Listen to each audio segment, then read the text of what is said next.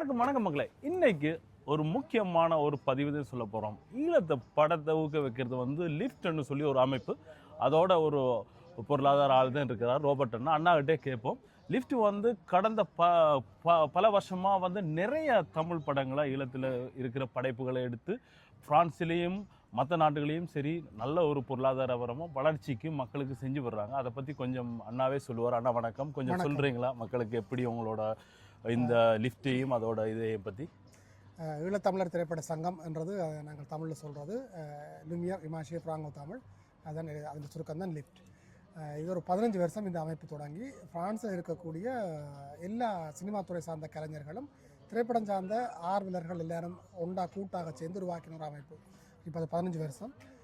ஆரம்பத்திலிருந்து இந்த காட்டப்படுற இந்த நோக்கங்கத்தின் அடிப்படையில் இந்த திரைப்பட சங்கம் இயங்கி கொண்டு வருது.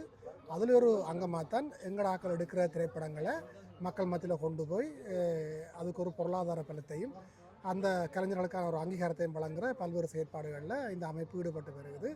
பல திரைப்படங்களை இப்படி நாங்கள் மக்கள் மத்தியில் கொண்டு போய் சேர்த்துருக்கிறோம். அதுன்ற ஒரு காட்சி தான் இன்றைக்கு ஆழிக்கிழிஞ்சு. இன்றைக்கு என்ன ஆழிக்கிழிஞ்சாலம் பற்றி என்ன சொல்கிறேன்? 100 வீதம் படம்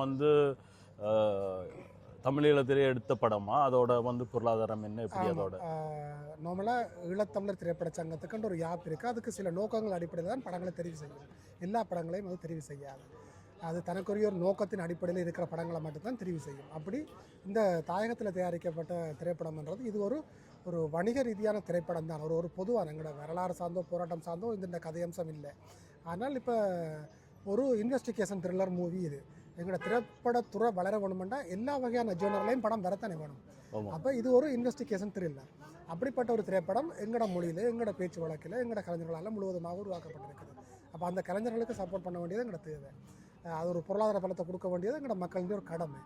அப்போ அந்த வகையில் இந்த படத்தை முதல் முறையாக இப்படியான ஒரு வகை திரைப்படத்தை இன்றைக்கு ஈழத்தமிழர் திரைப்பட சங்கம் மக்கள் மத்தியில் கொண்டு வருகிறது. மக்கள் பெருமளவு அதுக்கான ஆதரவு தருகினோம். தொடர்ச்சி இன்றைக்கு தர ஆதரவு ஊடாக இன்னொரு முறை அதை திரையிட முடியுமான்ட்டு நாங்கள் பார்ப்போம்.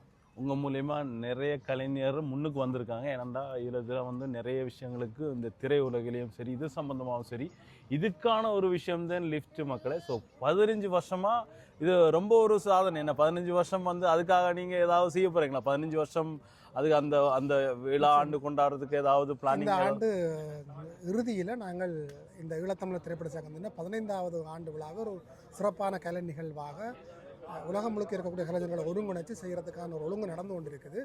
ஒருவேளை இந்த வருட கடைசியில் இல்லாவிட்டாலும் அடுத்த வருட தொடக்கத்திலே அதை நாங்கள் செய்கிறதுக்கான ஒரு முடிவு.